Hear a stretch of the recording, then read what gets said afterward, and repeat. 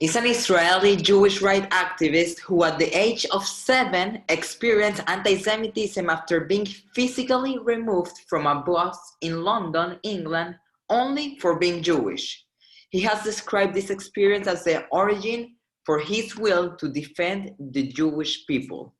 Rochman enlisted in the IDF in the elite Paratroopers Brigade at age 17.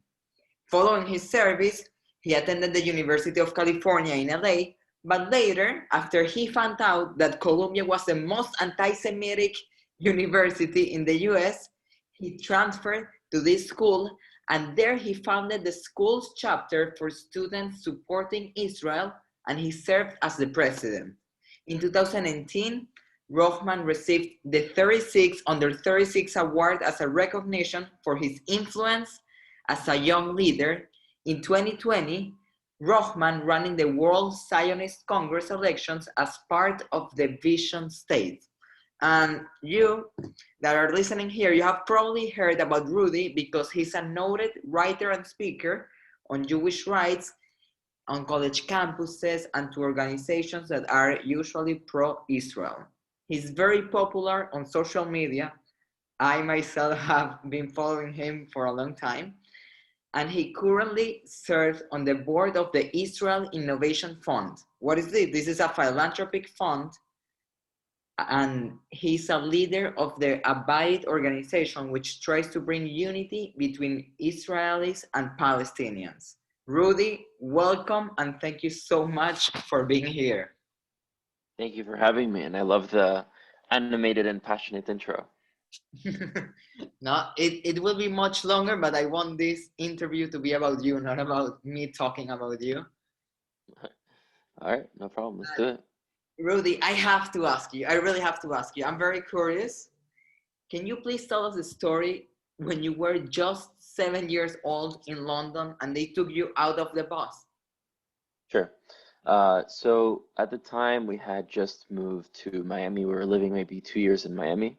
And I was already going through a sort of identity crisis because I had been born in France, then moved to Israel, moved to Miami. And as you know, most of the Jewish community in Miami are usually Argentinian, Venezuelan, Colombian, even some Cuban. And going to a Jewish day school, I was always labeled the French kid because you have to be from some sort of original place. And since I had been born in France, then I was defined by the other kids as the French kid. When I visit France, I was the American cousin. And constantly, wherever I was something different based on what the society or the culture was looking at me. And then I sort of went into this identity crisis where I wanted to figure out where am I from, or what should I say to people when they ask me where I'm from. And when I took this trip to London with my mom and my younger brother, it was just a very quick family trip for a few days, first time in London. We went to go to the tour bus, the double-decker red tour bus that many people have seen or have seen from videos or movies at least. And my mom was wearing a shirt in Hebrew that said Emet. Emet in Hebrew means truth. And she got this shirt in a north city in Israel called Sfat. It's a very Kabbalistic and holy city. And she's wearing this shirt. And as we get onto the bus driver notices my mom's shirt and asks, "Is that written in Jewish?" And she says, "No, it's written in Hebrew, but it's the language of the Jewish people, if that's what you're asking." You know, it's like someone saying, "Is it written in Brazilian?" No, it's in Portuguese, but maybe the person is just, you know, not educated on the fact that Brazilian is not a language, it's Portuguese. So she said, "No, it's written in Hebrew." And he proceeded to ask if we were Jewish. And she said, "Yes, we're Jews. What's the problem?" He's like, "I don't want any Jews on my bus. You have to get off." My mom's like, "I don't know who you think you are. We're absolutely not getting off this bus for being Jewish." And he got up, grabbed my mom, and physically threw her off the bus.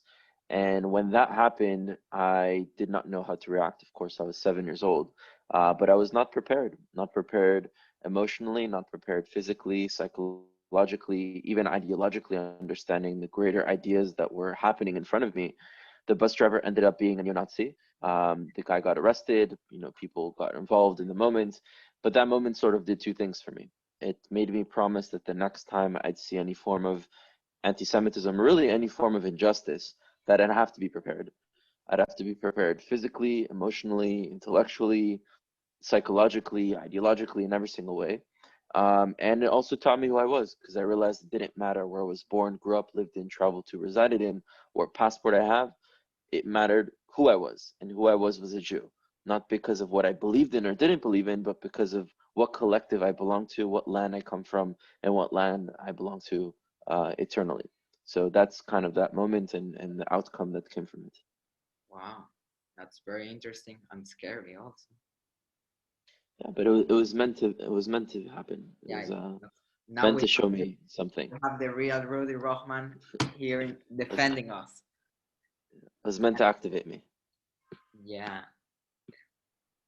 and really also very interesting. You're a very interesting person. You have to know that.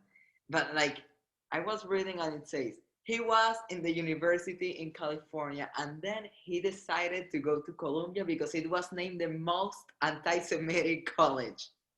Yeah. What was in your head like when you made that decision?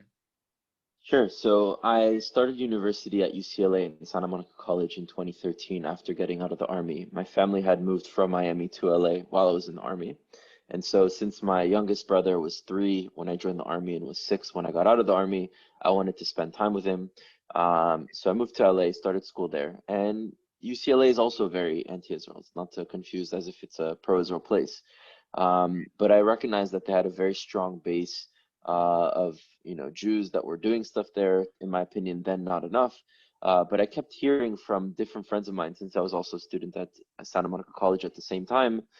Many people were transferring to different universities, or I was speaking to people that, for example, my brother who had just graduated, a lot of his friends were just deciding where they were going to start and attend school. And I was listening to these conversations, and I was hearing people say, "Oh, well, that school's too anti-Semitic. I don't want to go there. Oh, and that school is too anti-Israel. I would never send my child there." And I looked at them, and my reaction was like, that's where we should be going. We should be going to the worst places in order to change them, in order to empower ourselves, in order to narrate our own story, in order to shift the way pop culture is going to look like in the future. And so one time I heard just someone say, in my opinion, like a very weak statement. And I just went online, I typed in number one most anti-Semitic school in North America.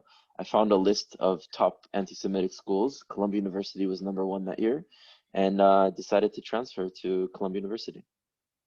Wow, very interesting. It's very curious. I think, correct me if I'm wrong, but many of the Ivy League and the most like high universities are the most anti-Semitic sometimes.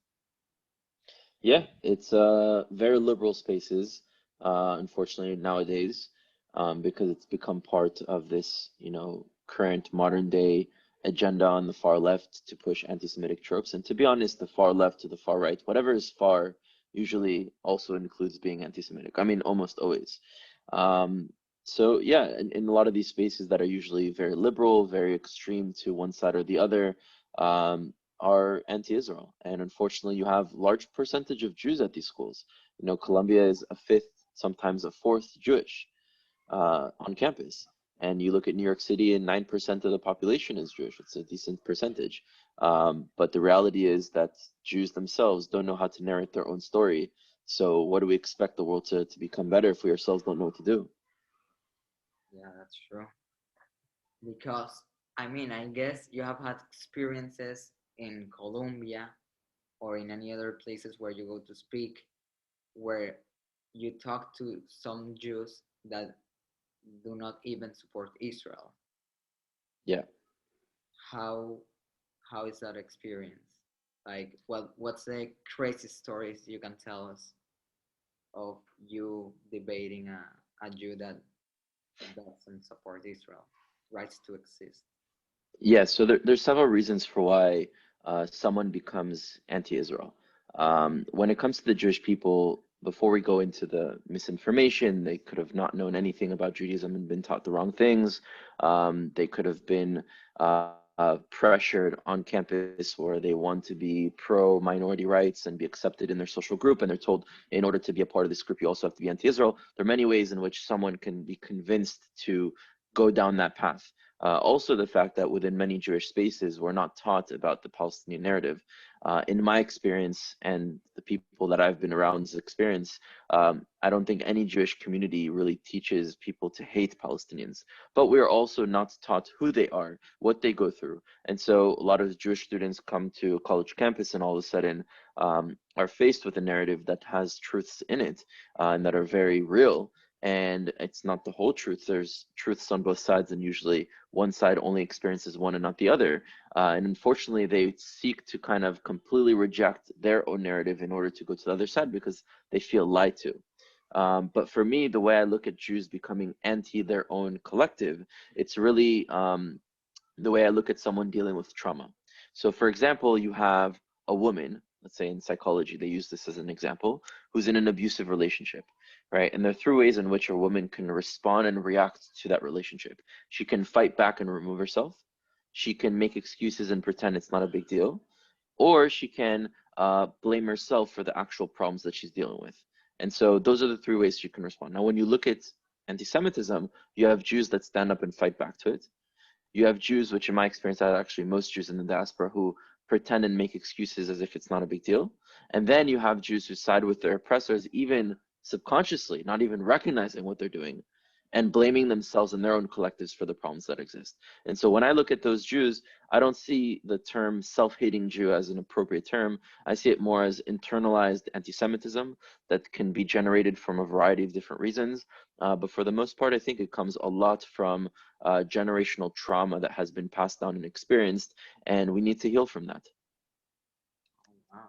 Very interesting, the relationship between the abused woman and the types of anti-Semitic. Wow, very interesting.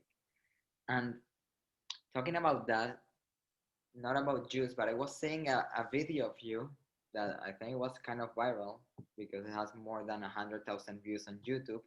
That it was you and a Palestinian guy who, for some reason, he was kind of aggressive, and you were debating, and he was saying, "No, I have like Jewish family," and you were like, "No, you don't have it," and then he was like, "No, yeah, he's like the son of this dentist," and you were like debating, and he was like very aggressive. I want to ask you, when you go and debate with people there, are you scared for your life that they will attack No, you with a knife or a gun? I know it. I'm not scared for my life. Of course, I know those aren't the safest things to do to confront people that are aggressive that way. But in my experience, when you come out at a situation, one with respect and with dignity, which I did give him respect. You know, I didn't Sure. disrespect him. I didn't insult him. But also, you come with confidence and, in a way, power. The people will usually respect that because they're used to seeing Jews that will be afraid, that will turn away, that will put their heads down. And when someone faces them head on without any fear in their eyes, without even breaking eye contact, I think they question what to do with that situation because it's a situation they're not used to. Also, I just live my life with the approach that I think it's way more dangerous to do nothing than to do something. So, for example, going to France every summer, going to visit my family, which most of them still live in France, I'd wear my Magen David. Right now, I'm wearing a hoodie, but usually on my t-shirt, I have a Magen David, right? And every time I'd go to France, my family would tell me, no, tuck it inside because, you know, you may be prone to an attack, so it's better safe to tuck it inside. And I always rejected doing that. I rejected hiding my identity. And the way I see it is that, yes, maybe as an individual, if I hide my Magen David, I would minimize the potential risk for an attack because one person wouldn't be able to recognize that I'm Jewish without asking my name because I have a Jewish last name, without recognizing my face, because sometimes I'm recognized, without seeing any of my clothing that may also have Jewish insignia. I don't wear tzitzit, but if I were to wear tzitzit, I don't wear a kippah, but if I were to wear kippah, I usually do wear a sudo, which is also a Jewish element of clothing. So it's true that I may minimize my risk of being identified as a Jew, thus minimize the risk of an attack as a Jew.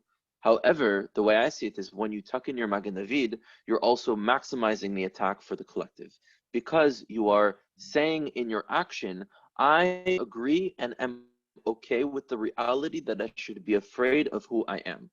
And that for me is way more dangerous than it is for me as an individual wearing a Magen David out. So in my opinion, doing nothing allows anti-Semitism to rise. And as it rises, we know how far it can get. and it will eventually get everyone that was hiding their Jewish identity at the same time. So I kind of see it as it's my responsibility, and I think it's all of our responsibility, but I apply this philosophy to myself, to be able to stand up and to not be afraid and to speak out and to not let darkness conquer this world and to spread light where there's darkness. Oh, that's a great way. So you're doing it more not for you, but for the collective of the Jewish people. Yeah, absolutely. Because, and I'm a part of that collective. That's So, you know, if that collective is going to be attacked and it's more dangerous for that collective, then I'm a part of it. And that's, I think, what a lot of Jews disconnect from. They see themselves as individuals, and I'm going to keep myself safe. But things are getting worse for your collective, and they will find you too. So if you don't stand up for you and for your collective, eventually it's going to get worse and go back and bite you too. So I think every Jew has to take on the responsibility, and even our allies. You know, when it came to Black rights, it wasn't only Black people fighting for Black rights. It wasn't only women fighting for women rights. So we can have allies in the space as well fighting for Jewish rights. But it's our responsibility to be able to push things forward and to minimize and nearly destroy anti-Semitism to the most that we can. So would you say that every Jew, no matter if he's religious or not, if he has to wear a kippah or a Magen David or anything, he or she should be wearing it in order to combat anti-Semitism? So I'm not saying that you should wear a Magen David if you don't want to wear a Magen David just to wear a Magen David.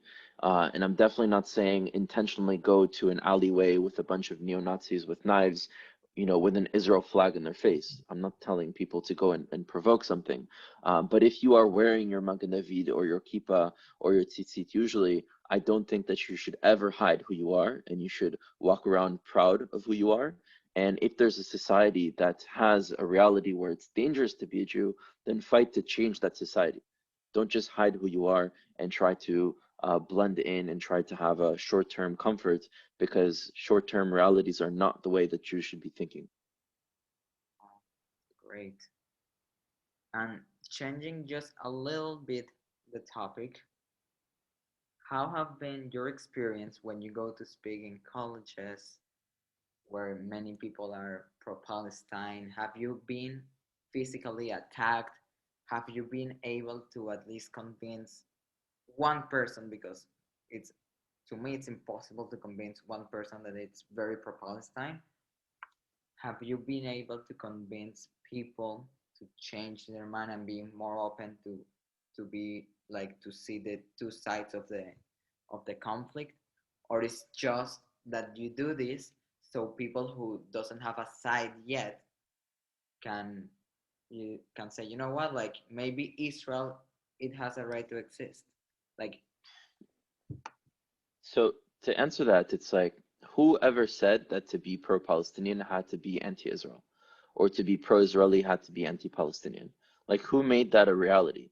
And in my opinion, it's actually the British that started that. The same way that the British divided Pakistan and India, divided the ethnic groups within Afghanistan, divided the ethnic groups within Nigeria, they turned the Arabs and the Jews against each other. And you actually look at it at the way that the Jews and the Arabs learn history. When the Jews learn about the British involvement in the land, they learn about the British as being very pro-Arab. And when the Arabs learn about the British in the land, they learn them as very pro-Jewish or pro-Zionist. And the reality is that they were not pro-Jewish. They had the white papers. They didn't allow Jews in. Jews were being beat. And they were not pro-Arab either, because that's not what the British do. What they were is they were pro the British, and they turned people against each other. So a lot of my work is not only about empowering Jews and teaching people who don't know and changing people's minds. It's about allowing us to transcend the generic narratives that currently exist, and that unfortunately is a big reason why we're still in the conflict. So what does it mean to be pro-Israel and pro-Palestinian? Do they contradict? In my opinion, no. I'm pro-Jewish and pro-Israel because I am Jewish and I am Israel. But I'm also pro-Palestinian because those are my cousins and they will not disappear, and neither will I. And at some point, we need to transcend the conflict and be able to build a reality that gives honor and dignity to all the inhabitants of the land, and that allows us to fulfill the aspirations of both peoples without giving up on the aspirations of the Jewish people or on the other side. So I work to transcend generic narratives. If someone is quote unquote pro-Palestinian as a cover to be anti-Semitic, then I will definitely expose them or teach them otherwise. And whenever I engage in a conversation, I always leave room to be able to help someone to see something greater than what they currently see without giving up on the needs that they have. And if they still push this anti-Semitic narrative, like I've debated neo-Nazis, then I let them, by what they say, expose themselves. But plenty of people have changed their minds, even in the video, right? It's usually hard in one conversation to change a person's mind, but there's several videos where I was speaking to people, and in the video themselves, like, wow, now I realize what a Zionist is, or, oh, wow, now I know that I shouldn't be anti-Israel, or something that I didn't know. And regardless of in one conversation, sometimes you can't do it in one. Sometimes it's just planting seeds and those seeds have to grow. I get maybe, I don't know, 10 to 50 messages a day, and not just 10 to 50 messages a day from any messages of people saying that their lives have been changed or their opinions have been changed from the work that I do. Whether they're Jews, whether saying, oh, I never understood what it meant to be a Jew, or Palestinians seeing a greater understanding of a reality, or people all around the world. So I know that what I'm doing is working, is changing people's hearts and minds. And that's what gives me more passion and fuel to keep going, because I see it's changing. And I'm not changing people to be more pro-Israel and be more against the Palestinians. To the contrary, I think to be more pro-Israel, you have to be able to take responsibility for the peoples that also live in this land, which include the Palestinians and include also other minorities. So this is not an attempt to help Palestinians in order to move back from Jewish interests. It's an attempt to move forward and to be able to really do what we're supposed to do in this world, which is not only help the Palestinians. Part of our mission statement as the Jewish people is tikkun olam and ol hagoyim, to be a light upon other nations, meaning to help empower other people, not to lead them, but to give them the ability to fulfill their potentials, and tikkun olam, which is to fix or heal the world. Well, if that's our mission statement, well, how about we letaken et habayit im habnei dodim first? How about we fix our own home with our own cousins before we focus on fixing the rest of the world and helping other peoples and other nations? So that's the way that I see it, and it's definitely been effective, and I only wish for it to continue and for others to be able to do the same. That's amazing. Congratulations on being so successful in opening the minds of people and say that, yeah, we have a right. It's crazy that we have to say that we have a right to exist. Yeah. So, and you that work so much with people that are anti-Semitic and you debate them, what do you think is the source of anti-Semitism? It's a very loaded question. I think that there are many reasons. I think there may be even reasons that I haven't uncovered or been exposed to or understood yet. But to give you a few of them, I think one, there's a lot of jealousy. When you look at the Jewish population, we're around 15 million in this world to what, 6, 7 billion, 8 billion, growing every single few years population. And if you look at the demographics, like we're like what, 0.01% of the world's population. So how could it be that this small percentage has, I think, over 20% of the Nobel Peace Prizes? Clearly are often way more successful in terms of percentages when compared to other small populations in the same size, or when you take that percentage per capita per individual and you multiply it by the amount of people in another population, it's clearly not even and equal in any way. So how is it that Jews tend to be successful? Of course, not all Jews are successful, and not all non-Jews are not successful. You have many non-Jews, of course, that are successful. More non-Jews are successful than Jews. But how is it that there's this percentage that doesn't make sense? I don't think it's because we're genetically born in any way better. I think it's because of the culture. So if you look at Jewish culture, you realize that for not only the past 100 years, where the world has now become mostly literate, at least in first world countries, 200 years ago, that wasn't the case, right? 200 years ago, most people were not literate. They did not know how to read and write. Yet Jews, for thousands of years, all knew how to read and write. Why? Because we have our bar and bat mitzvahs. And not only did we know how to read and write, we also had this rabbi challenged this way, and that person said this, and this machloket. So we learned to think critically. And also within our culture, we tend to help one another. Oh, you want to get into law? Yeah, let me speak to my cousin. My cousin went to law school. He can advise you. Oh, you want to get into music? Oh, my uncle is actually head of this little thing. He can give you some tips in order. So we tend to help one another. That doesn't mean all Jews help one another. That doesn't mean all non-Jews don't help one another. But there's a clear culture within our society that we're a family and we should help one another. And there's other things like within the household, usually Jewish parents teach their kids, give their kids all the opportunities that they can give. They really invest in their education. They really invest in their mindsets to try to succeed the most that they can. So all this put together gives the ability for one to be able to succeed more. And it has nothing to do with how we're born, it has to do with their culture. So there's this issue of jealousy. B, there's this othering that exists and this question of dual loyalty, right? That people see, oh, well, you're part of another people and you're living amongst us and pretending to be a part of us, but yet you're a part of another people. And so the way I see it is I think we should just be honest, right? We are from a civilization, people, nation called Israel, Judea. We are the Hebrews, we're the same people, different names throughout different times. This is who we are, and we can live in other countries and participate in those societies and cultures, but we must remember who we are and not be afraid to project it. So personally, me, if someone asks me if I'm French, I will tell them no. Yes, I have a French passport. Yes, I was born in France, but that is not my country. That is not my culture. That is not my history. That is not my future. And that is not my people. That doesn't make me an enemy of France. It's just not who I am. And they'll ask me, are you American? You grew up most of your life in America. No, I'm not American. That's not my people. That's not my history. That's not my land. That's not my culture. That's not my nation. And who I am is actually Jewish and Israeli. That's my land, that's my people, that's my culture, that's my future. Those are my ancestors and those are my descendants. And I think if Jews were honest and upfront or knew how to express that in a better way, then people wouldn't have this question of dual loyalty and would clearly understand who we are and where we're from and would see us as another, but not as a threat. The last thing that I think is a more Kabbalistic metaphysical answer, because even with all that, there's clearly an obsession this world has with the Jewish people. From the far right to the far left, to the black supremacist, to the white supremacist, from the capitalist to the communist, always the Jews. Always, always the Jews. And the percentage of hate crimes is like absurd.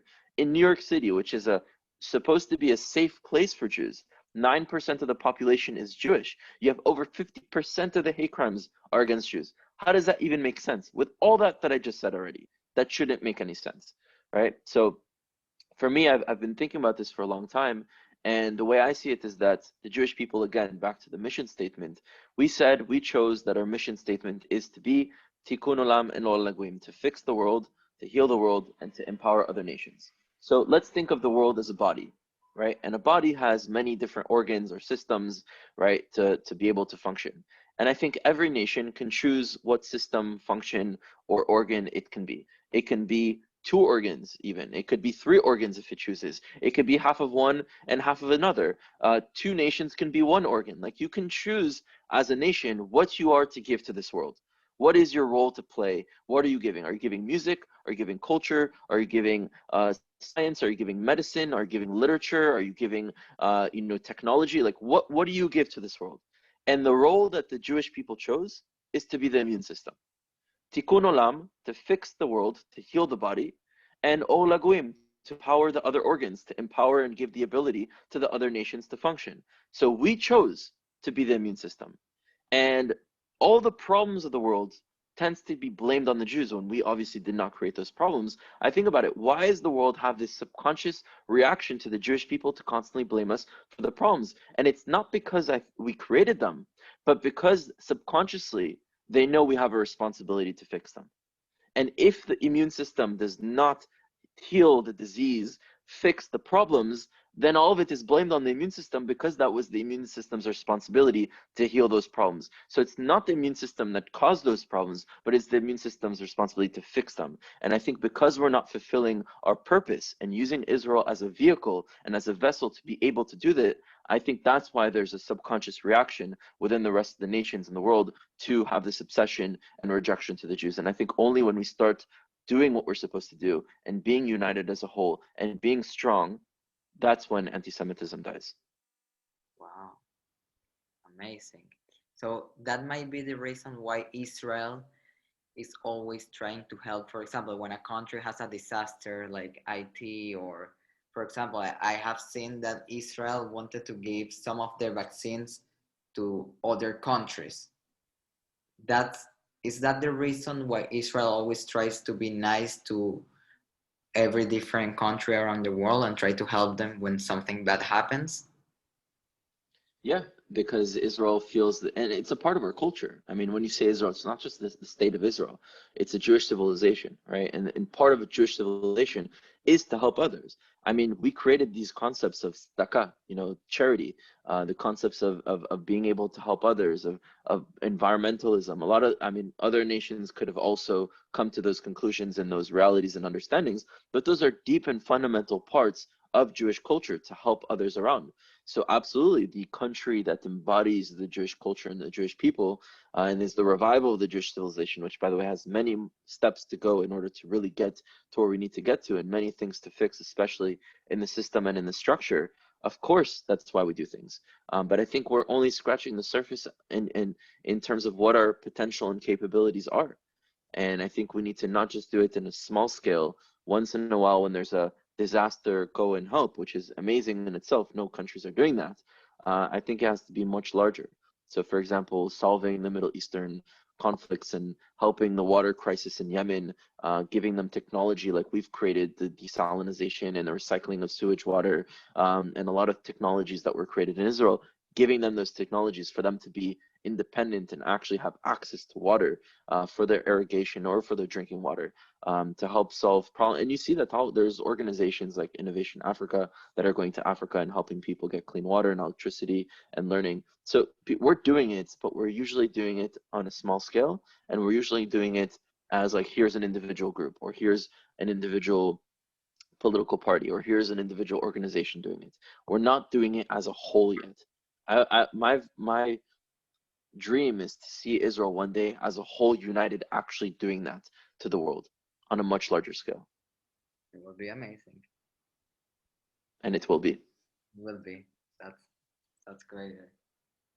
And look, I don't want to be controversial or nothing, but I was looking at some of your views as a person, as Rudy Rochman, and it says that Israel's right to exist is not only based on religion. And I want to ask you, would there be an Israel without Judaism? And if yes, would you be so passionate about defending it? So I don't think Judaism is a religion at all. And that is a controversial statement, because I think most Jews misdefine the word religion. When Jews talk about religion, we're like, yeah, that's our identity, that's our culture, that's our history, that's our way of life, that's our language, that's our land. But that's not what religion is. The way the world, which is not a Jewish word, religion, it's a English, Latin, Spanish, word. And what is the word religion? It's the belief system in a God, deity, book, or prophet. So if you don't believe in the God, deity, book, or prophet, you are not a part of the religion by definition. And if a Jew doesn't believe in Hashem and the Torah, are they still Jewish? Absolutely. And if one were to accept the Torah, say, I accept the Torah, would that make them a Jew? No, they'd have to go through years of a process of adopting an identity, a culture, a history, going through the process of being accepted by a rabbi that has the smechut, the authority to be able to approve, and have to go through a process, being denied 3 times, and then they get accepted and join the nation. So that's not religion. A religion is a belief system that crosses over borders. So only a belief system for any people.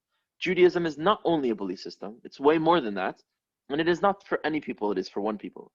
So what I see as Judaism is basically a portable suitcase of a native people's identity, way of life, culture, language, heritage, connection to a land, connection to a spiritual higher power, and they packed it up in a portable suitcase when they were displaced, and they passed it down ledor vador, generation to generation, with the aspiration of Shana B'Yerushalayim, one day coming back to Jerusalem and reviving that civilization.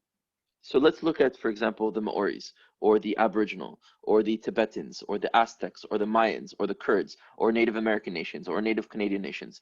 They all have elements of spirituality that are connected to their core culture. No one calls them a religion. They call them a people, a nation, a civilization. They don't call them a religion. They can have religious aspects, but aren't a religion. So I don't think that Judaism is a religion. It definitely has religious and spiritual aspects that are a fundamental part of who they are. But I think Israel has a right to exist because it is the native indigenous civilization of the Hebrews, Israelites, Jews that came back in 1948, amongst those that always had remained, because there was always a constant presence of Jews, and we decolonized our land from the British and created the most successful indigenous liberation movement that ever existed. Right. But if there wasn't Judaism as a cult or anything,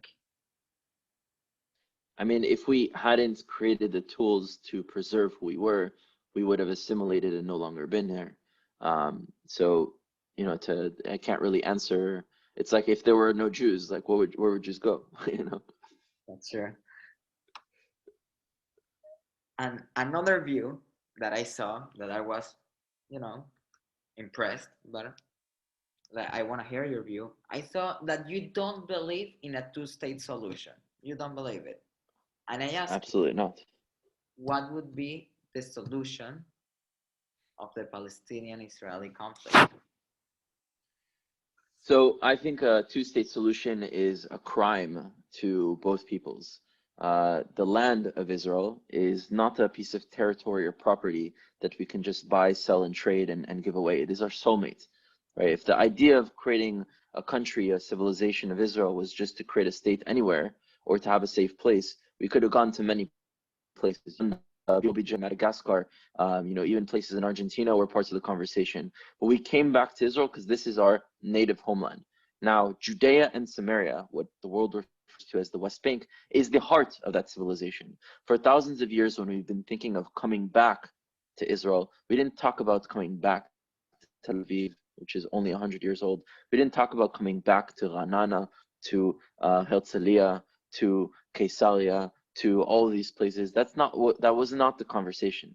The conversation was, let's go back to Jerusalem. Let's go back to Hebron. Let's go back to Shechem. Let's go back to Beit El and to Bethlehem and to these places that represent the cradle of Jewish civilization. All those places are in Judea and Samaria, the West Bank. So for me, when I look at this land, it's not something that I can just split. It is who we are. Now, I'm sure you know the story of King Solomon, who wasn't only a great king, but was also, as a leader, a judge sometimes. And there are two mothers that come to King Solomon, and both claim to be the mother of this child. They bring a baby, and they both claim to be the mother.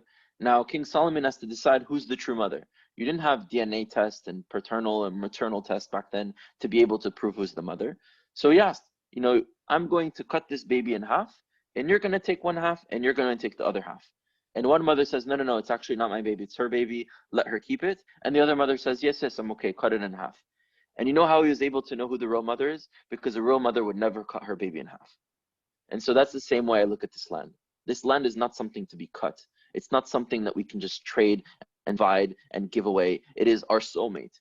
And there's another population that also has a relationship with this land, and it doesn't challenge me or it doesn't bother me that another people also have a relationship with this land. So that's to start with why I'm against this two-state solution.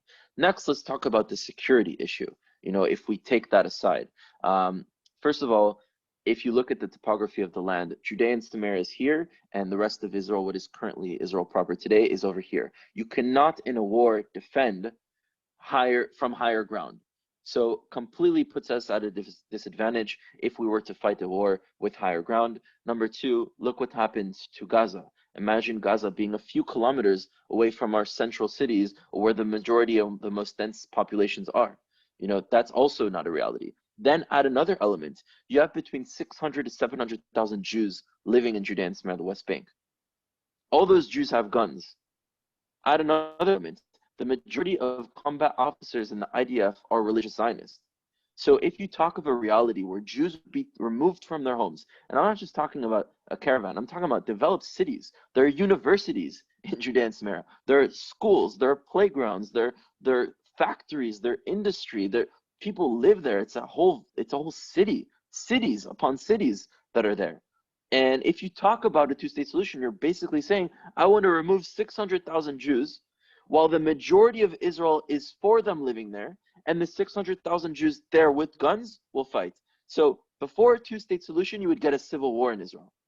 So that's also just not a reality. So the sooner we get rid of this idea of a two-state solution, which by the way is a solution that was imposed by the British and the West, it's not a Middle Eastern solution, the sooner that we can be able to find a real solution that could work for both peoples. Now, what can be a real solution? Any solution that can come has to focus on fulfilling the aspirations of the people on the land, including Israelis and Palestinians, and ending the injustices that both experience, which, by the way, the aspirations and the injustices are both different for both peoples. And a two-state solution does neither for either.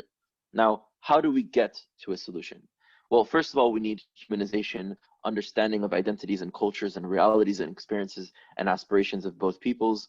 It's not going to clearly come from the leaders of the Palestinians. The PA and Hamas do not represent the Palestinians. So a lot of Zionists say, hey, well, we offered you peace many times and you've denied it. Well, who's you? The PA that is on their 16th year of their 4-year term, that have millions of dollars in their bank accounts, these leaders who, it's not because they invested in Bitcoin and in Ethereum at the right time, it's because they took all the money that was poured in for the people into their pockets. So who are these leaders that don't even represent the people? So let's separate the people with these false leaders. And also the Israeli government, I don't see the Israeli government currently doing anything to find a solution. So I think the solution has to come from the ground up by the people, and it is a process and it is a journey. This idea that we're going to come with a piece of paper with a listed solution and apply it on the people has never worked in the Middle East. It is a journey, it is a process, and it's important to theorize what potential solutions are in order for us to break out of this idea that it has to be either one state or two states, but it is a journey to come and to take together. If you want potential theories of a solution, I recommend looking into the federation plans that exist, which there are many different versions of the federation plan. So a similar system kind of mixing, let's say, the governmental system in Switzerland with canton states, or the UAE with the Emirates. So sort of system where you'd have more local power, less national power that would work for the peoples, actually would allow us to function in better ways, because even the Jews, we were always tribal areas, right? This idea that there's one overall, yes, you have a person that leads, but you also have autonomy on the local level as well. So we need to have a conversation of what kind of reality can exist here that can work, because continuing the status quo or even talking about a two-state solution, in my opinion, wastes our time of being able to truly try to seek ways to find a solution that can work in the land. Oh, amazing. I really love, like, it got me thinking the example of Shlomo HaMelech and the baby. And it's true, when something is really yours, you don't want to cut it, you want it whole. That's amazing. Thank you. Great. Thank you. And Rudy, just another view of you, and that's it. Then we go with regular questions. Sure. Why are you against the US foreign aid to Israel? And should Israel have any country's aid, or they should be independent by themselves, and that's it? So, I mean, what is the aid? The problem is that many people support this aid but have no idea what this aid is. It's not just cash. It's not just here money and you do what you want. It's credit. And what it is basically corporate welfare for the financing of military industries and corporations in the United States. So the vast, vast majority of that money, over 90% of that money, is credits to buying weapons in the US, which causes everything, almost everything, in the IDF to be created by the US. And there are certain deals that come with that. We can't buy weapons from any other country without the approval of the US. We can't develop and sell weapons or military technology to any other country without the approval of the US. So I don't want to be ever dependent on another country. It doesn't matter what country it is. I want Israel to be independent. In fact, when I joined the army in 2011, I was the second draft to be given US made boots, because the Israel made company was closed their contract, because Israel had to now, since Obama increased the budget, Israel had to now spend more in the US, and Israeli companies went out of business. Imagine if Israeli companies and the economy was profiting from creating weapons for their own army. I want Israel to be more economically viable. I want Israel to be more independent. And definitely if we have to be dependent on, let's say, the production of planes. Although, by the way, Israel was on the process of creating a Lavi plane, an Israeli-made plane, which America put pressure to stop, because the goal of the foreign aid is not to help us, but to keep us dependent on America. And so look at the situation, you understand that we're completely dependent on America. And what happens tomorrow? Let's say, people criticize Biden for being not so pro-Israel or not as pro-Israel as other presidents, but he's not the worst thing in the world if it comes to, someone being critical of a president being anti-Israel. He's not someone who's going to come and try to destroy or hurt Israel, in any way. So let's look at the situation and say, okay, well, let's say a next president or a future president becomes an enemy of Israel. What do we do then? Let's say America falls, which in my opinion is going to happen in our lifetime, right? At some point, empires rise and fall. What if America falls tomorrow? And something happens, there's a civil war, Russia or China or another country comes and has a clash and completely makes that country fall. What happens then? I don't want our country to ever be dependent. So if we need to diversify and go get something from another country, which by the way, I think we can make everything in Israel. But let's say, for example, planes, we had to go and get it, then, invest in different places. Get some from here, get some from here, get some from here. Don't invest everything into one. So the thing is, I'm not against the relationship with America.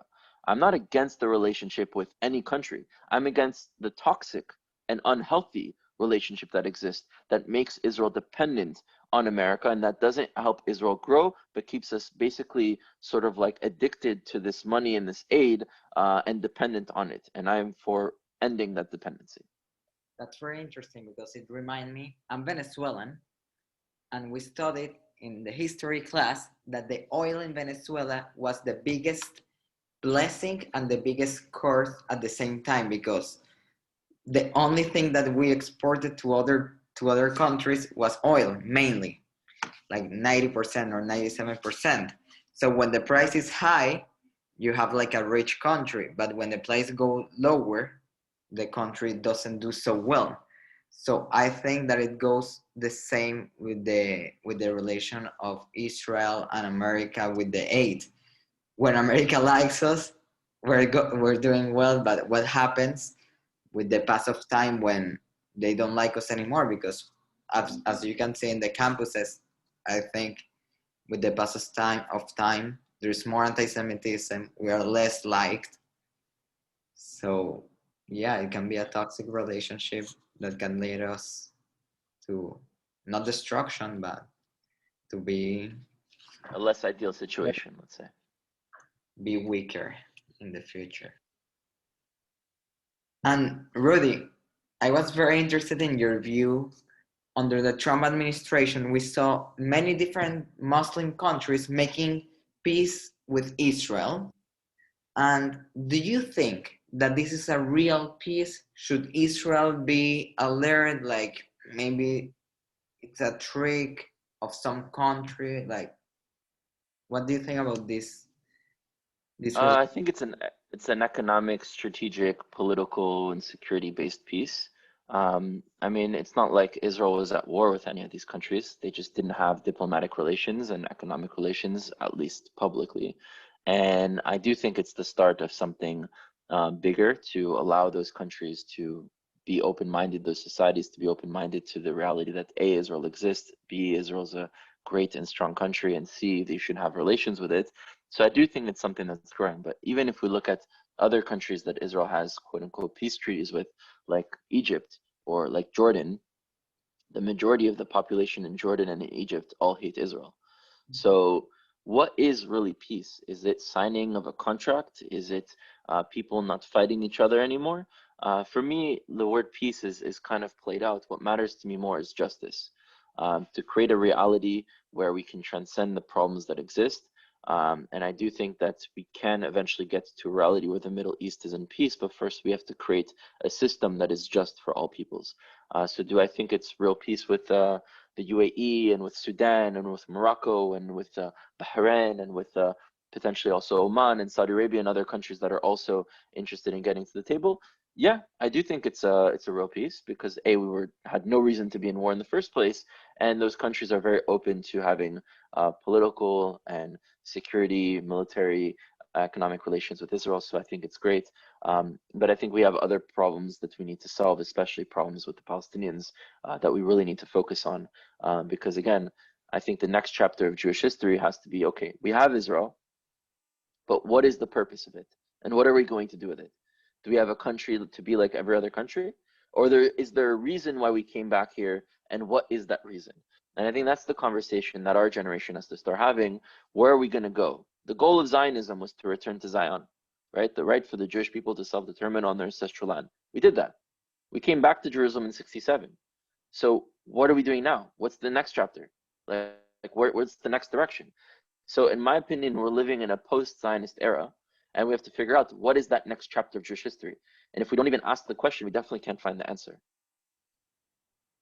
Interesting. So for you, the word peace, it's not as the regular people can believe, like myself. What does that mean? A period in time where two or more parties don't have reasons or incentives to fight each other? You can have peace one day and the next day there's no more peace. It's what does that even mean? Like if there was a overturning of the people of Egypt onto their government, there would be no more peace. And what then? So you don't want only to have peace. I think peace is a product of once you have the foundation of justice. And that's what we need to strive for, because we constantly, and this is kind of like a theme in this whole conversation, look at how we deal with things on campuses. It's very short-term thinking. Look at how we deal with the American foreign aid. It's very short-term thinking. Look at how we deal with the concept of even striving for coexistence. We would think about peace rather than justice. It's very short-term thinking. We want a better life now, not we want to put in the work to have an eternal better life and to transcend the problems and to grow. And that's how we need to think. Not the short-term 5-year plan, but the 100, 200-year plan and the steps in order to get there. So that's kind of the thinking that I do and what I try to push people towards. Wow. And changing a little bit the topic, going back to the college, Rudy, what is your message to all Jewish college students who experience anti-Semitism during their careers? Like how to fight back, how to feel. Should they feel it's normal? Should they feel okay, it's okay? Should they fight back with violence, with words? What should they do? No, I don't support violence or to be abusive with words.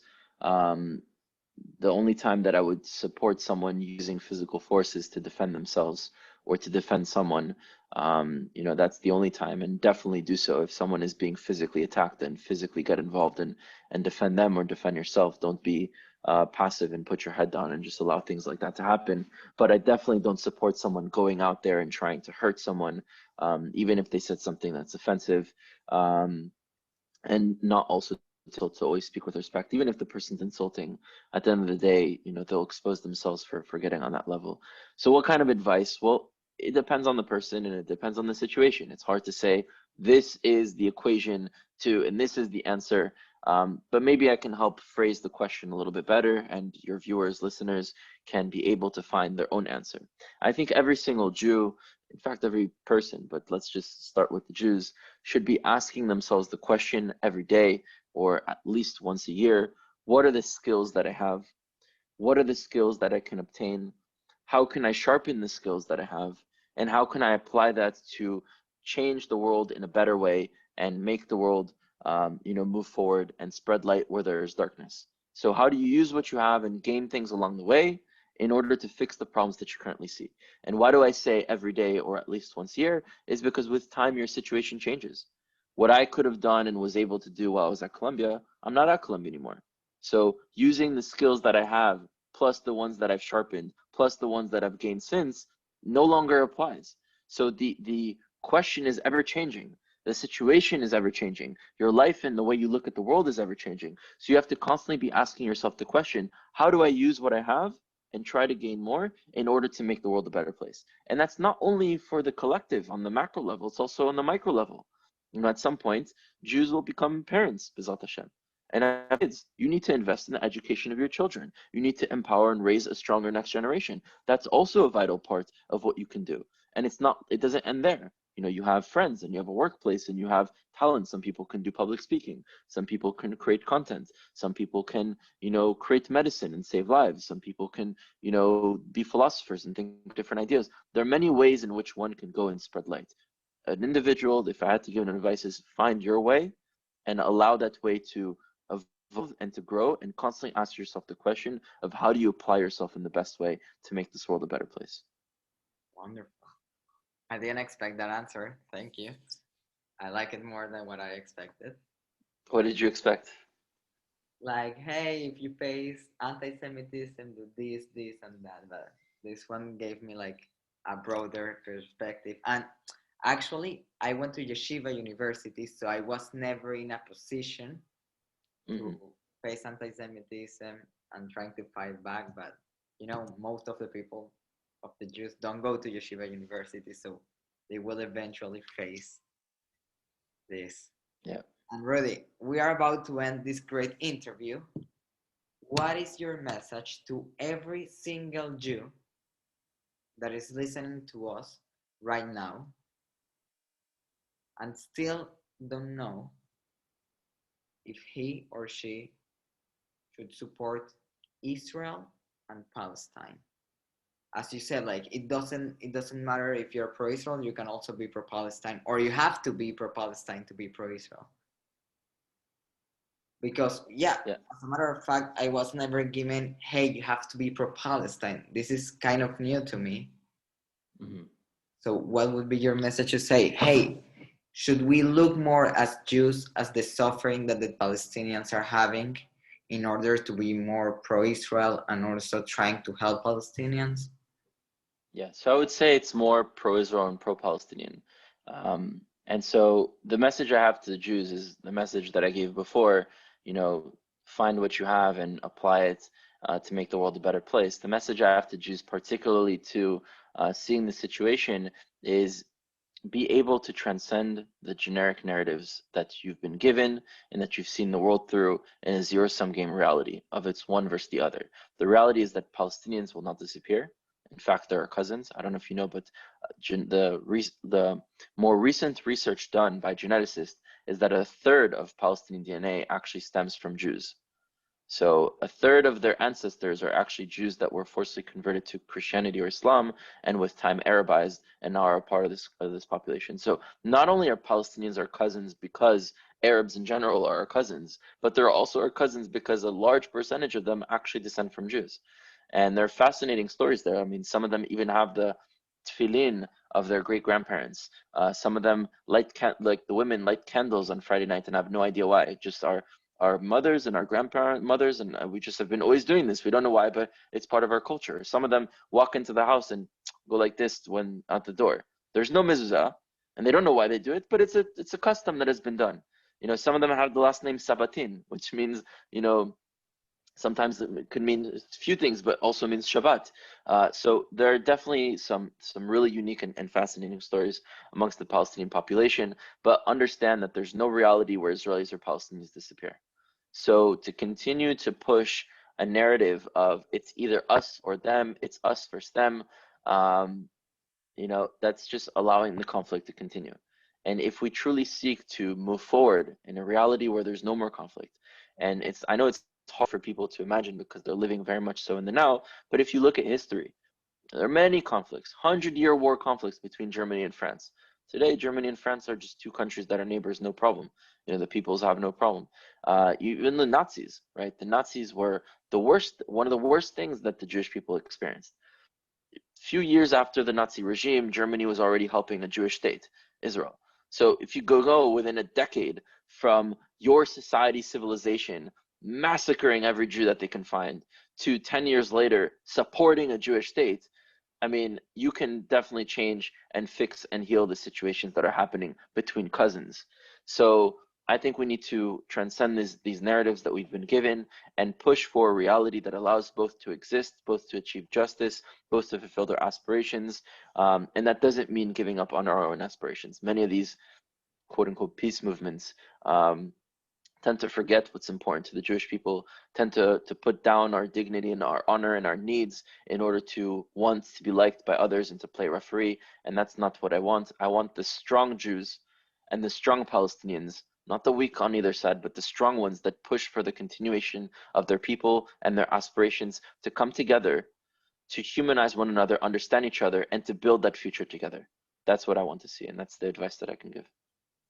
I think there wouldn't be a better way to end this interview. So I won't add anything so people can get your message. Thank you so much, Rudy, for your time, for your words, and for your intelligence. Thank you for protecting our people, and we wish you much success in your work. Toda rabba. Lots more to do. Thank you.